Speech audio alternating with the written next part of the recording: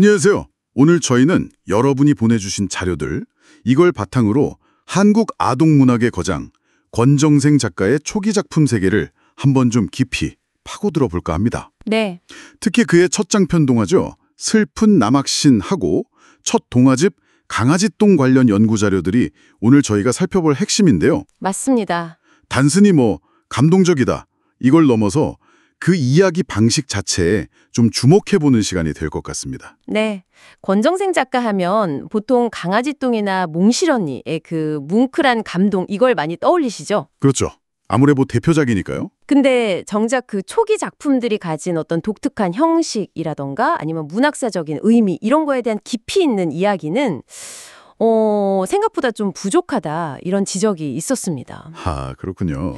그래서 오늘 그 작품이 그 시대를 어떻게 담아냈는지 그리고 극한의 고통 속에서 어떤 방식으로 희망의 가능성을 찾으려고 했는지 그 구조와 의미를 좀 집중적으로 살펴보려고 합니다. 네, 좋습니다. 그럼 바로 슬픈 남학신부터 시작해볼까요? 이게 1975년에 나온 작가의 첫 장편 동화인데 네, 첫 장편이죠. 배경이 태평양 전쟁 말기, 도쿄 변두리고 작가 본인의 경험이 좀 녹아있다고 하죠. 그렇습니다. 그 배경이 나가야라는 곳인데요. 당시 일본 서민들이 이렇게 길게 쭉 이어진 공동주택 같은 데 모여 살던 공간이에요. 나가야. 네네. 여기에 이제 가난한 조선인 아이들하고 일본인 아이들이 같이 살아가는데 아이들이 겪는 전쟁, 가난, 질병, 차별 같은 아주 복합적인 고통을 정말 현실적으로 그립니다. 정말 현실적으로요. 네. 근데 여기서 좀 흥미로운 점은 어떤 특정 주인공 한 명에게 확 집중하기보다는 하나꼬, 준이, 에이꼬 이런 여러 아이들의 시점을 이렇게 넘나들어요. 여러 아이들의 시적을요? 네. 그러면서 당시 현실을 마치 파노라마처럼 쫙 펼쳐 보여준다는 겁니다. 이걸 다층적 시점이라고 할 수 있겠죠? 다층적 시점. 확실히 한 인물에만 몰입해서 따라가는 거랑은 좀 다른 독서 경험이겠네요. 그렇죠. 훨씬 입체적으로 느껴지죠. 네. 그렇게 다양한 시선으로 보여주니까 그 조센징 자식 이런 날 것 그대로의 대사가 주는 민족차별의 아픔도 더 직접적이고 입체적으로 다가오는 것 같고요. 바로 그 지점입니다. 그리고 또 하나 주목할 만한 게 작품 속에 삽입된 동요나 연극이에요. 노래랑 연극이요? 네. 예를 들면 아이들이 부르는 노래 중에 이런 게 있어요. 조전 사람 가엾다 어째서냐 말하면 어젯밤의 지진에 집이 모두 납작공. 일본 사람 가엾다 어째서냐 말하면 어젯밤의 공습에 집이 모두 납작공. 와, 그 노래 가사가. 네, 이게 단순히 아이들 노래 같지만 그 전쟁으로 인한 불안감하고 또 결국엔 조선인이든 일본인이든 모두가 전쟁의 희생자다. 이런 인식을 담고 있는 거죠. 당시로서는 정말 파격적인. 정말 파격적이네요. 그냥 슬픈 노래가 아니라 그런 깊은 메시지가 있었군요. 그렇죠. 그리고 후반부에 그 이리와 아기양들 연극놀이 하는 것도 기억나요. 네, 맞아요. 그 연극놀이. 아이들이 자기들 처지를 그 이리 뱃속에 갇힌 아기양들 거기에 비유하면서도 살아서 기다리리라 이렇게 다짐하는 장면이 나오잖아요. 그게 참 슬프면서도 뭔가 되게 강한 의지가 느껴졌었어요. 맞습니다. 그 연극이 아주 중요한 장치인데요. 아이들이 자신들이 처한 현실을 상징적으로 이해하게 하고 또 고통을 그냥 수동적으로 받아들이는 게 아니라 견뎌냄이라는 어떤 적극적인 태도를 내면화하게 만드는 핵심 장치라고 볼 수 있습니다. 견뎌냄. 네, 여기서 견뎌냄이라는 게 그냥 참는 게 아니고요. 권정생 문학에서는 피를 흘리면서 싸우고 있다는 그런 인식을 통해서 능동적인 생존 의지를 보여주는 아주 중요한 키워드입니다. 그냥 참는 게 아니라 싸우는 거군요. 그렇군요. 자, 그럼 시간을 조금 앞으로 당겨서 첫 동화집 강아지똥. 이게 1974년이죠? 네, 슬픈 남학신보다 조금 먼저 나왔죠. 네. 표제작 말고도 여러 단편들이 실려 있는데 이 시기 작품들에서는 좀 어떤 특징이 두드러지나요?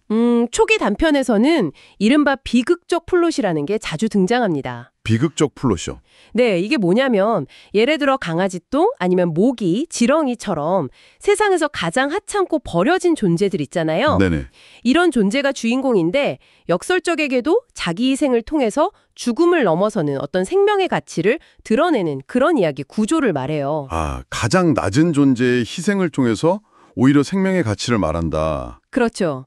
그리고 또 하나 중요한 특징은 작가의 개인사나 시대상을 좀 반영하듯이 태어나자마자 혹은 뭐 살다가 중간에 부모를 잃는 고아 유형의 인물들이 굉장히 많이 등장합니다. 아, 고아 캐릭터들이요? 네. 아무래도 일제강점기나 한국전쟁 같은 그 시대적 배경하고 관련이 깊다고 봐야겠죠. 그렇군요. 비극적 플롯이라는 게 참 흥미롭네요. 그냥 슬프기만 한 게 아니라 굉장히 숭고하게도 느껴지고요. 아까 그 현실의 비참함, 뭐 땅이나 시궁창 같은 거랑 별, 하늘 같은 이상적인 세계, 이걸 대비시키는 알레고리 기법도 자주 쓰였다고 하던데요. 이것도 좀 더 설명해 주시면 좋을 것 같아요. 아, 네. 알레고리. 그건 이제 다른 사물이나 이야기에 빗대어서 어떤 추상적인 의미나 메시지를 전달하는 방식이잖아요. 네. 권정생 작가는 이 알레고리 기법을 통해서 현실의 그 혹독함하고 그럼에도 불구하고 우리가 추구해야 할 어떤 영원한 가치? 예를 들면 생명 존중이라던가 실천적인 사랑 같은 것들을 아주 효과적으로 대비시켜서 보여줍니다. 아, 대비를 통해서 주제를 더 선명하게 만드는 거군요. 네, 맞아요. 이상과 현실의 그 극명한 대비가 주제를 더 강하게 와닿게 만드는 거죠. 와, 오늘 이렇게 이야기를 쭉 나눠보니까요. 권정생 작가 작품이 주는 그 감동 이면에는 정말 정교하게 짜인 문학적 장치들, 그리고 작가의 치열한 고민이 담겨 있었구나, 이걸 새삼 깨닫게 되네요. 그렇죠. 다층적 시점부터 시작해서 삽입된 노래와 연극, 또 비극적 플롯, 알레고리 같은 이런 다양한 기법들이 그냥 이야기를 꾸미는 수단이 아니라 그 시대의 아픔과 생명의 존엄성이라는 주제를 아주 깊이 있게 전달하는 핵심적인 역할을 했군요. 그렇습니다. 특히 이제 1970년대 동화문헌을 보면 좀 낭만적이거나 아니면 교훈적인 이야기들이 주류였거든요. 네, 그랬죠. 그런 것들과는 확연히 다른 아주 철저하게 리얼리즘에 기반한 그의 문학 세계는 당시로서는 정말 독보적이었습니다.